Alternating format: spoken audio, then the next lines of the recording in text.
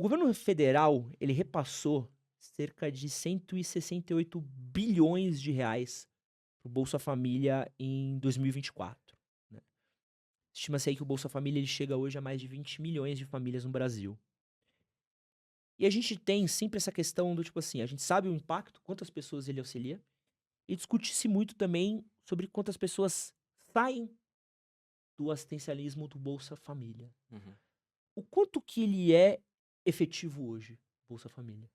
Cara, eu sou muito favorável ao programa Bolsa Família, porque ele é uma política pública, é uma das políticas públicas mais bem desenhadas, assim. Só que não quer dizer que ele é perfeito, né? Eu estudei ele no mestrado justamente porque surgia muito essa. Eu finalizei meu mestrado em 2019.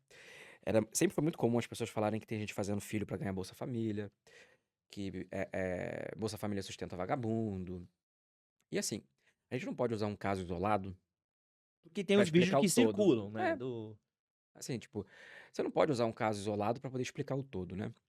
Quando você pega, por exemplo, o programa Bolsa Família, como que ele funciona? Você tem a transferência direta de renda, que você joga ali pra aquela pessoa o dinheiro, só que ela não ganha apenas o dinheiro pra ficar em casa coçando. Ela tem algumas condicionalidades ali que ela precisa cumprir pra continuar recebendo. E dentro dessas condicionalidades, você tem estímulos para que aquela pessoa saia do programa Bolsa Família. Você precisa, por exemplo, deixar as crianças na escola. Porque boa parte das mães, por exemplo, que hoje, até hoje recebem o programa Bolsa Família, elas não têm com quem deixar a criança.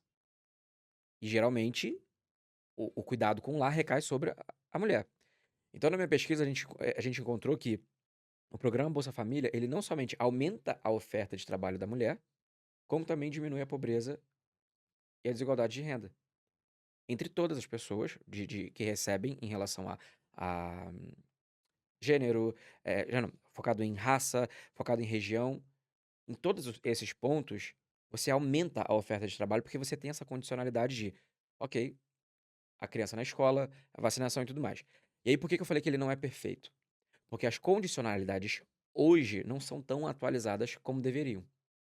Porque a política social e a política pública perfeita, ela tem que ter um início, um meio e o fim. É como se fosse um túnel. A pessoa entra nesse túnel e ela precisa caminhar até o final dele. Muitas pessoas estão saindo desse túnel, mas tem como você acelerar isso. Hoje, se você procurar, existem várias pessoas que, principalmente lá nos anos 2000, ganharam o programa Bolsa Família, que hoje não ganham e tiveram naquele auxílio forma de comprar material escolar para criança, comida e tudo mais. Então, o programa Bolsa Família, ele é eficaz até hoje. Ele pode ser melhor formulado. Que aí você joga, por exemplo, uma condicionalidade mais focada para o mercado de trabalho de uma forma direta. Não apenas deixar a criança na escola, fazer vacinação, blá, blá, blá. Não. Você vai criar condicionalidade para aquela pessoa, inclusive, fazer esse trajeto para o fim da política social.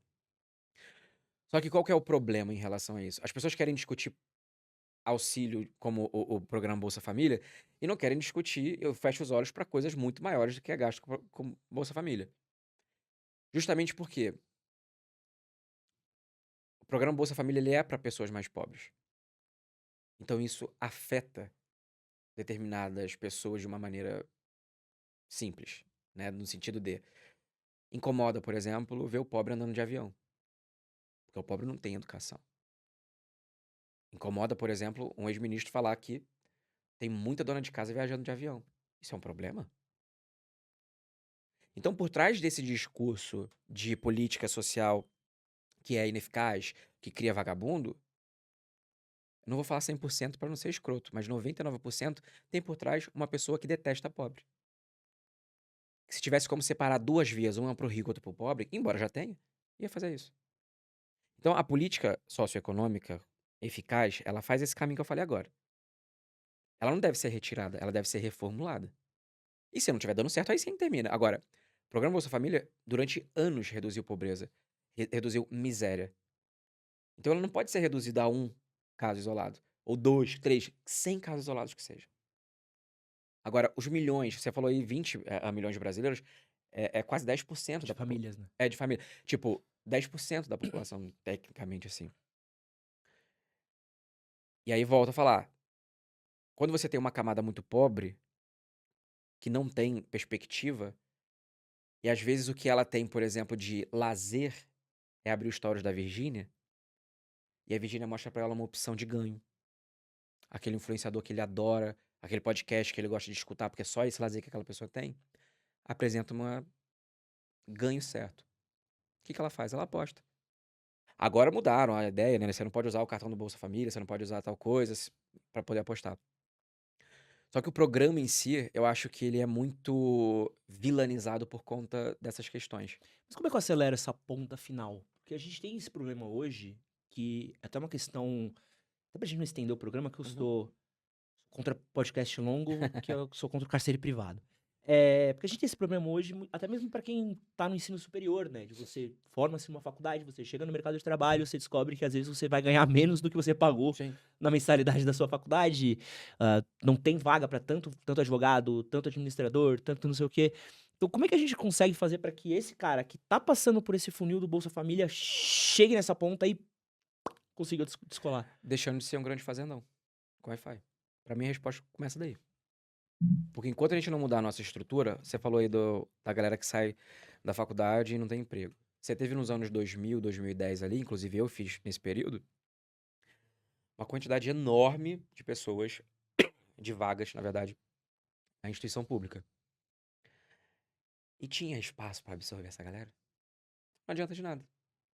Então o problema tá, qual é a nossa estrutura? Qual é o nosso modelo hoje? Você tem indústria aquecida? Serviços? Não. E cada vez mais a gente está migrando para esse processo de voltarmos a ser só exportador. Toma uma água que senão, Imagina. né? Então, assim, eu acho que o problema principal começa daí. De trabalhar não somente o agronegócio, é trabalhar outros segmentos para que você consiga, inclusive, criar espaço para a pessoa do programa Bolsa Família. Porque também entra naquela lógica que a gente falou do crédito, né? Pô, vou abrir crédito pro cara. O cara, beleza, o cara comprou a televisão. Pô, legal, o cara não tinha uma TV. Agora o cara tem uma TV na casa dele. Pô, incrível. Só que agora ele tem uma TV e uma dívida. Sim, Porque ele não tem como sair da dívida. Então, exato. pô, que legal. Agora você pode ver, pode esperar sua dívida chegar e vem no Faustão, né? Não tem Sim. mais Faustão, né? Agora vem no Luciano Huck, que é mais triste ainda, né? Que Sim. antes, pelo menos, o Faustão era legal.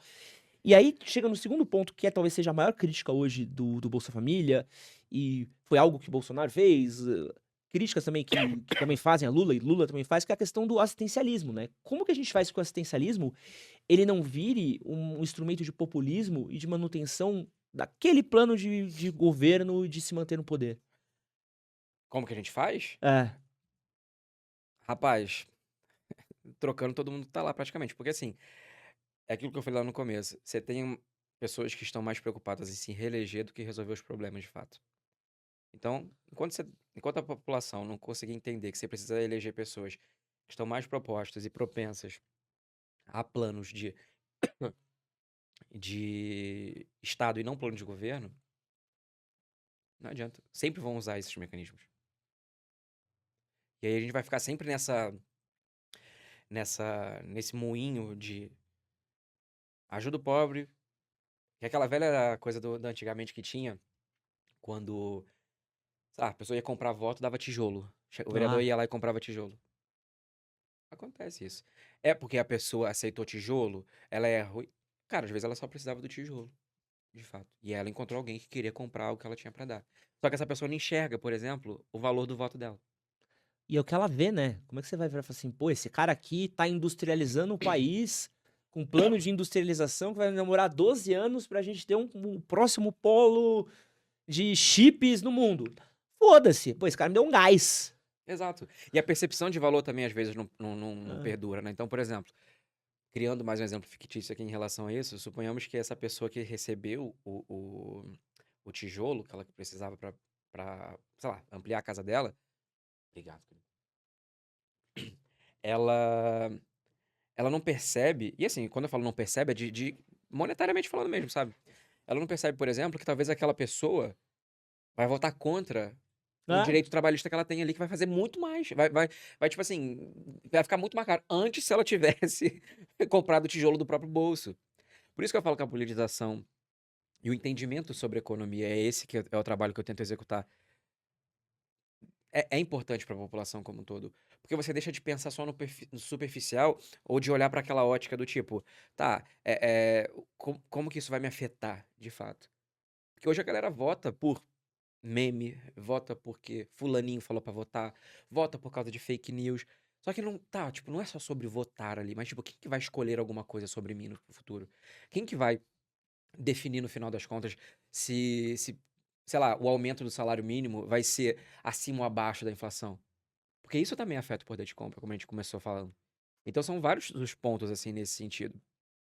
E as pessoas acabam tendo essas ilusões, né, no final das contas.